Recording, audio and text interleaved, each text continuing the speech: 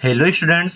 PCI की तरफ से एक न्यू सर्कुलर आया है और ये सर्कुलर है 24 जैन की बात कर उसमें इस सर्कुलर में उसने बताएगा इसमें ये बताया गया है फैकल्टी मॉड्यूल के बारे में। अब फैकल्टी मॉड्यूल में क्या-क्या आपको कवर करने हैं उसके बारे में हम लोग यहाँ पे डिटेल में बात करेंगे। इसमें जो पीसीआई ने कहा है वो अटेंडेंस को लेकर के कहा कि कितना अटेंडेंस होना चाहिए, क्योंकि स्टूडेंट के अटेंडेंस नहीं लगते थे या स्टाफ स्टाफ के अटेंडेंस नहीं लगते थे। होता था ना कि स्टाफ नहीं आ रहे हैं, ओनली कॉलेजेस चल रहे हैं, कोई भी आकर के पढ़ा के चले जा रहा है, किसी भी जूनियर स्टाफ को रख दे रहे, ठीक है, किसी भी मतलब अदर पर्सन को रख देते थे पढ़ाने के लिए और खुद कहीं और रहते थे। तो ये सारी चीज़ों के बारे में इस वीडियो के अंदर हम लोग बात करने वाले हैं। तो सबसे पहले यहाँ पे जो पीसीआई ने बोला है उसके बारे में क्या कहा है देखते हैं। देखिए यहाँ पे सबसे पहले क्या कहा है पीसीआई ने कि आपको पीसीआई के हिसाब से क्या कहा है, आधार इनेबल बायोमेट्रिक अटेंडेंस होना चाहिए। आधार आधार के हिसाब से मतलब कि बायोमेट्रिक होता है मशीन का सिस्टम जिसमें फिंगर वगैरह सब कुछ लगते हैं, तो उसके बेस पे होना चाहिए आधार इनेबल बायोमेट्रिक अटेंडेंस सिस्टम होना चाहिए in all PCI approved pharmacy institution from the 2025 से टू मतलब ये जो नया बैच आएगा अब 2025 से इससे आगे जो एडमिशन होंगे उसके बारे में कहा गया है। इससे पहले के बारे में नहीं कहा गया है। तो अगर आप इससे पहले हैं तो टेंशन नहीं लेना है। इसके बाद वाले हैं, अब यहाँ से आपका एडमिशन होगा 2025-26 में, तो उसके बारे में कहा गया है कि आधार इनेबल बायोमेट्रिक होना चाहिए। ठीक है, ये जो आया है इसमें क्या कहा गया है देखो, फैकल्टी और नॉन फैकल्टी। अब फैकल्टी में मान लो कि स्टाफ हो गए, कौन से स्टाफ, टीचिंग स्टाफ हो गए, प्रिंसिपल हो गए, ये सारी चीज़ें हो जाती हैं। नॉन फैकल्टी में प्यून वगैरह होते हैं ना, प्यून होते हैं, तो इन सब के बारे में बताया गया, चाहे फैकल्टी हो या नॉन फैकल्टी हो। नॉन इसमें नॉन फैकल्टी में लैब टेक्नीशियन भी हो गया, मान लो लैब को संभालने वाले, तो उन सब के लिए ये सारी बातें कही गई है।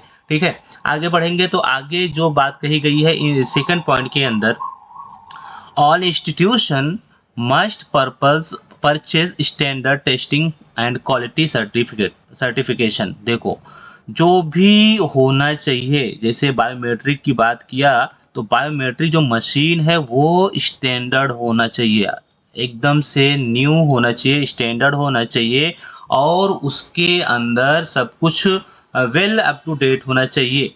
ठीक है ना। और ये जो आज की तारीख मतलब ये 24 की जो तारीख आई है, इस 24 से लेकर के 30 दिन इसके अंदर और ऐड करो। ठीक है, 24 जैन से लेकर के उसके बाद आप देखेंगे तो इसमें 30 डेज के अंदर सबके हर कॉलेजेस में इसका इम्प्लीमेंटेशन मतलब इंतजाम हो जाना चाहिए, सारी चीज़ें आ जानी चाहिए। ये नहीं कि नोटिफिकेशन सर्कुलर पीसीआई ने अप्रूव कर दिया है, यहाँ पे डाउनलोड कर दिया है, अपलोड कर दिया है और कॉलेजेस वाले अभी सोए हुए हैं, तो ऐसा नहीं चलेगा। इसके अलावा all institution are required to share the detail of devices install in the campus within valid QR code. तो जो भी कॉलेजेस में आएगा मशीन रहेगी, उस मशीन का क्या होना चाहिए, डिटेल पीसीआई को भेजना होगा और वो क्यूआर कोड पे बेस होगा इन द एसआईएफ एप्लीकेशन। एक एप्लीकेशन है एसआईएफ, उसके थ्रू। ठीक है ना, ये क्या है, डिजी फॉर्मेट पोर्टल, ये बताया गया है along with the authentic invoice copy. तो ये सारी चीजें वहां पे क्या करना पड़ेगा, डिटेल शेयर करना पड़ेगा कि ये हमने परचेज कर लिया है और परचेज करने के बाद में हमारे कॉलेजेस में लग गया है, और सब कुछ पीसीआई को जाकर के आपको वहां पे अपडेट देना पड़ेगा। इसके बाद में पॉइंट नंबर सी जो यहाँ पे बात किया है, पॉइंट नंबर सी में the procurement of machine must be done in accordance with the STQC।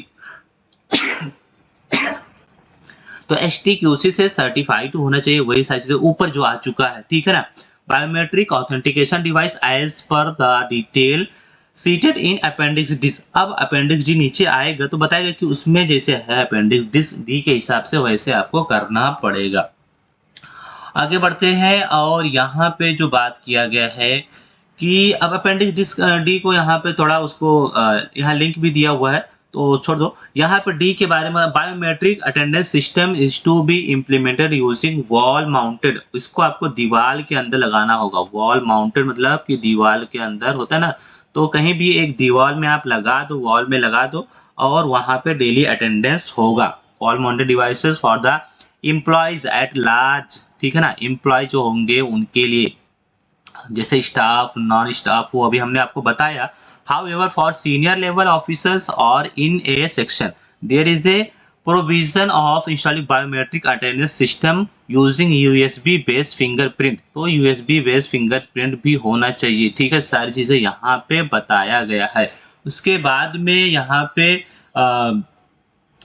F वाले पॉइंट में देखो, यहाँ पे ई वाले में द सेट मशीन, जो मशीन बताया गया will be use to mark the attendance in the AEBA system. तो AEBA सिस्टम में भी होना चाहिए, ये बात यहाँ पे कही गई है। उसके बाद में हम बात करेंगे यहाँ पे एफ वाले पॉइंट में, the pharmacy institution are requested to arrange the procurement installation and configuration of STQC certificate device directly from the mark by the following due process of the procurement while procuring device from any vendor pharmacy। मतलब कहीं से भी आप इसको अच्छे से, जो standard होना चाहिए वो मंगाओ और जल्दी से जल्दी उसको मंगाओ और स्मूथली वो सेल हो, ensure smooth and sale procure, इसमें के बारे में बताया गया है। जी वाला पॉइंट ये आपको देखो, pharmacy institution must be ensure the purchase of N adequate number of machine. Machine कितना होना चाहिए, जितना की ज़रूरत है। ये नहीं कि आपके पास बच्चे आपको 100 हैं और आप एक ही मशीन लगा करके 100 बच्चों की लाइन लगा दिए, दूर तक की लाइन लगी हुई है, ऐसा नहीं। जितने बच्चे हैं, बच्चों के स्ट्रेंथ के हिसाब से अगर आप डी फार्मेसी चलाते हो, बी फार्मेसी चलाते हो, कॉलेजेस की बात कर रहा हूँ यहाँ पे, एम फार्मेसी चलाते हो, तो बच्चे काफ़ी हो गया। अब हर बच्चे को एक ही लाइन में आप खड़े नहीं कर सकते, इसीलिए आपको एडिक्वेट नंबर में मशीन होना चाहिए।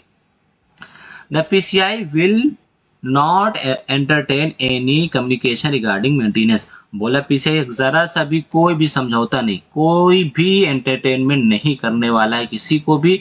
अगर आपके पास है तो ठीक है ना, वरना अगर आपने नहीं परचेस किया है, आपके पास नहीं है, तो आपके खिलाफ एक्शन लिया जाएगा।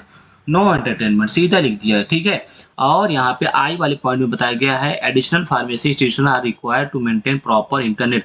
इंटरनेट भी होना चाहिए भाई। अगर आपके कॉलेजेस में क्या है, वाईफाई ये सब नहीं लगा है तो लगवाना पड़ेगा, और उसके फिर क्या करना पड़ेगा, कनेक्ट करके, वाईफाई से कनेक्ट करके क्या होना चाहिए, पर डे आपको अटेंडेंस वहाँ पे देना पड़ता है। और अगर इन केस वो खुद ही बता रहा है कि एनी ग्लिच, फॉल्ट, डैमेज और शट डाउन, ये सारी सिस्टम नहीं होना चाहिए। ये सारी चीज़ें नहीं कि हाँ ग्लिच हो गया, आज अटेंडेंस नहीं गया है, तो फिर भी किसी ने 3 दिन का मोहलत दी है कि अगर लगातार 3 दिन, 1 से 3 दिन अगर आपने लगातार कंटिन्यू ग्लिच का या फॉल्ट का या डैमेज का कुछ दिखाया है, उसके बाद आपके खिलाफ एक्शन आ जाएगा, ठीक है ना। आपको जो भी करना है फौरन उसको करेक्ट करवा करके रखना है। और आपके पास में अगर 2 से 3 मतलब जो भी है आपकी मशीन रहेंगे तो कोई दिक्कत नहीं आने वाली है, ठीक है। तो इसलिए 3 दिन तक का अगर आपने कंटिन्यू अटेंडेंस नहीं शेयर किया है, नहीं भेजा, अपडेट दिया है, तो आपके खिलाफ एक्शन लेना चाहिए होगा, वो ले लेगा खुद ही PCI।